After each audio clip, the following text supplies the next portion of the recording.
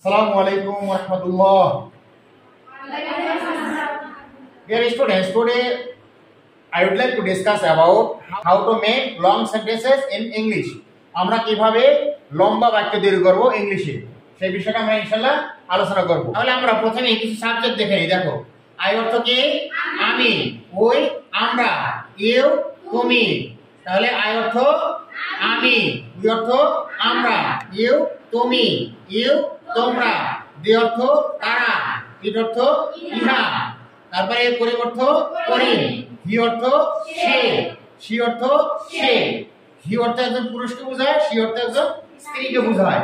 ওকে, আর আমি এখানে কিছু ভার্ব লিখেছি। দেখো, মিট অর্থ কি?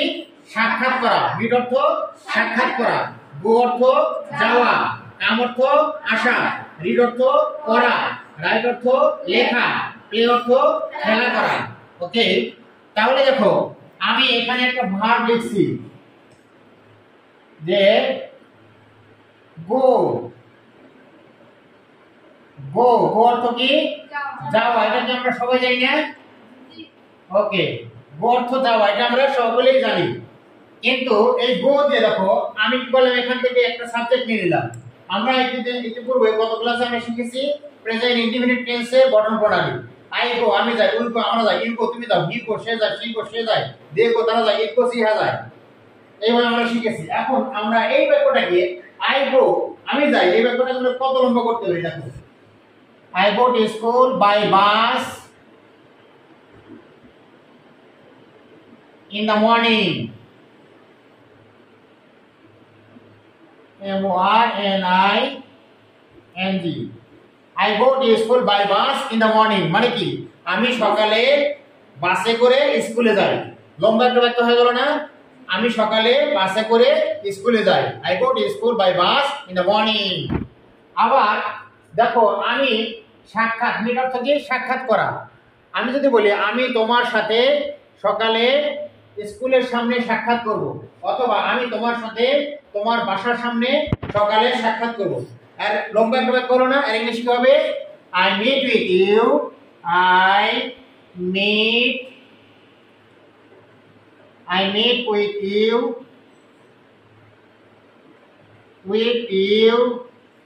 I meet with you in front of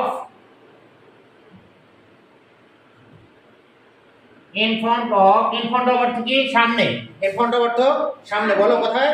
in front of অর্থ সামনে, behind মানে পিছনে, side মানে পাশে, এরকম in front of মানে সামনে। I meet with you in front of your house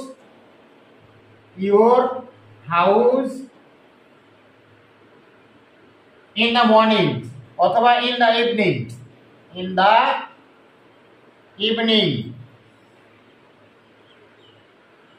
দেখো, তাহলে I meet with you in front of your house, আমি তোমার সাথে সাক্ষাৎ করব তোমার বাড়ির সামনে in the morning, অথবা in the evening। evening মানে কি? বিকালে। in the morning মানে সকালে, in afternoon মানে তোমার বিকেলে, evening মানে সন্ধ্যায়, in afternoon মানে বিকেলে। তাহলে এইখানে evening এর জায়গায় তুমি যে সময়টা লাগাবা সেই সময়টাই হয়ে যাবে। আবার I meet with you in front of you হতে পারে behind of your house, মানে কি? তোমার বাড়ির পিছনে। সামনে হলে in front of you, R behind মানে কি? পিছনে। I meet with you behind of your house in the evening, আমি বিকালে তোমার বাড়ির পিছনে তোমার সাথে সাক্ষাৎ করব। তাহলে লম্বা বাক্য হয়ে যাচ্ছে, কিন্তু এবং খুব ইজি গঠন হচ্ছে। খুব ইজিলি গঠন হচ্ছে না? কঠিন লাগছে নাকি তোমাদের? খুব ইজি। ওকে, তাহলে আমি তোমার সাথে তোমার বাড়ির সামনে সকালে সাক্ষাৎ করব। আর ইংলিশে কি হলো? I meet with you in front of your house in the morning. আমি তোমার সাথে সকালে তোমার বাড়ির সামনে সাক্ষাৎ করব। এরপর আমরা দেখি, আমরা একটা ভার্ব জানি ক্যাচ। ক্যাচ মানে কি? ধরা। ক্যাচ অর্থ কি? ধরা। আমি সকালে আমার বন্ধুর সাথে নদীতে মাছ ধরি। তারপর ইংলিশ কি হবে? আমি বাংলাটাও লিখছি, আমি সকালে আমার বন্ধুর সাথে নদীতে মাছ ধরি। তাহলে আমাদের প্রথম ধরি, এই যে ভার্বটা আছে ধরি, এর মানে ইংলিশে কি খুঁজে বের করতে হবে। ধরির ইংলিশ কি? ক্যাচ। ক্যাচ অর্থ কি ধরি। তাহলে আমি এখানে আমি পড়েছি আই অর্থ কি আমি, তাহলে আমি ধরি আই ক্যাচ ফিশ, আই কি হবে I catch C-A-T-C-H catch, I catch fish F-I-S-H fish with my friend F-R-I-E-N-D with my friend, I catch fish with my friend in the river R-I-V-E-R river কখন সকালে in the morning use করতে পারলাম না in the morning M-O-R-N-I-N-G। তাহলে দেখো আমি সকালে আমার বন্ধুর সাথে নদীতে মাছ ধরি, এন্ড কি হলো আই ক্যাচ ফিশ, আমি মাছ ধরি উইথ মাই ফ্রেন্ড আমার বন্ধুর সাথে in the river in the morning, আমি সকালে আমার বন্ধুর সাথে নদীতে মাছ ধরি, আমি সকালে আমার বন্ধুর সাথে নদীতে মাছ ধরি। তাহলে খুব সহজ না, বলো I catch fish with my friend in the river in the morning, আমি সকালে আমার বন্ধুর সাথে নদীতে মাছ ধরি। কাম মানে কি আসা, কাম শব্দের অর্থ কি আসা।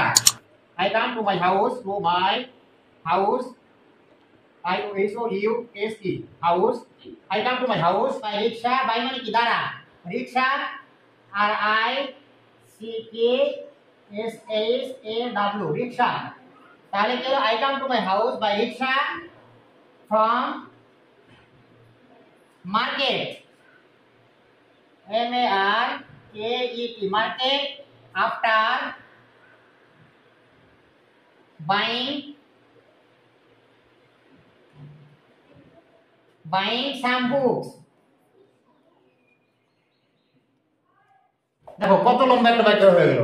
I come to my house, তাহলে I come to my house I অর্থ কি আমি, I come to my house আমি আসি আমার বাড়িতে বাই রিক্সা যোগে, আমি আমার বাড়িতে রিক্সা যোগে আসি ফ্রম মার্কেট থেকে আফটার বাইং সাম বুকস কিছু বই ক্রয় করে, অর্থাৎ আমি মার্কেটে গিয়ে কিছু বই ক্রয় করে তারপরে রিক্সা যোগে বাড়িতে আসি। কত লম্বা একটা বাক্য হয়ে গেল, কিন্তু খুব বেশি কঠিন না কিন্তু। I come to my house আমি আমার বাড়িতে আসি উইথ বাই রিক্সা যোগে ফ্রম মার্কেট থেকে আফটার বাইং সাম বুকস কিছু বই ক্রয় করে। এখন আফটার বাইং সাম বুকস এর এখানে তুমি বলতে পারো সাম পেন্স, সাম ক্লোথস কিছু কাপড় ক্রয় করে, তুমি যে শব্দটা লাগাবে এখানে যে কোনো নাউন লাগালে সেই নাউনের অর্থ দেবে। তাহলে কি হবে আফটার বাইং সাম ফ্রুটস কিছু ফল ক্রয় করে, আফটার বাইং সাম ভেজিটেবলস কিছু সবজি ক্রয় করে, অথবা আফটার বাইং সাম ক্লোথস কিছু কাপড় ক্রয় করে, এভাবে হতে পারে। ওকে, তাহলে দেখো আমরা কি করলাম easily present indefinite tense use করে করে অনেক বাক্য তৈরি করা শিখে গেলাম। রিড মানে কি পড়া, I read the book in the morning, I read English book মানে কি আমি ইংরেজি বই পড়ি ইন দ্য মর্নিং সকালে, I read the book of English আমি ইংলিশ বই পড়ি, অথবা I read the English book বলতে পারো, অথবা I read the book of English মানে কি আমি ইংরেজি বই পড়ি ইন দ্য মর্নিং সকালে। ওকে, তাহলে আমি সকালে ইংরেজি বই পড়ি, আর ইংলিশ কি হবে I read the English book in the morning, I read the book of English in the morning দুটোই বলতে পারো, I read the book of English in the morning বলো, I read the book of English in the morning আমি সকালে ইংরেজি বই পড়ি। I go to school by bus মানে কি আমি বাসে করে স্কুলে যাই in the morning সকালে। আবার I come to my house from school by bus আমি আমার স্কুল থেকে বাসে করে বাড়িতে আসি in the evening বিকালে, বা in the evening মানে কি সন্ধ্যায়, in the afternoon মানে বিকাল, আফটারনুন মানে কি বিকেল, আর ইভিনিং মানে সন্ধ্যায়। তাহলে আমরা কিন্তু প্রেজেন্ট ইনডিফিনিট টেন্সের এখানে কিছু সাবজেক্ট দিয়েছি, যে সাবজেক্টগুলো আমরা ইউজ করে করে তুমি স্কুলে যাও রিকশা যোগে, তাহলে কি হবে you go to school by bus, you go to school by rickshaw তুমি রিকশা যোগে স্কুলে যাও। তাহলে আবার দে দ্বারা বলতে পারো they go to market by bus তারা মার্কেটে যায় বাসে যোগে। আবার আমি বলতে পারি I go to Dhaka by bus, কি হবে আমি বাসে করে ঢাকা যাই, তাহলে কি হবে I go to Dhaka by bus. দেখো I go to Dhaka by bus, I go to Dhaka by bus with my friend with my friend in the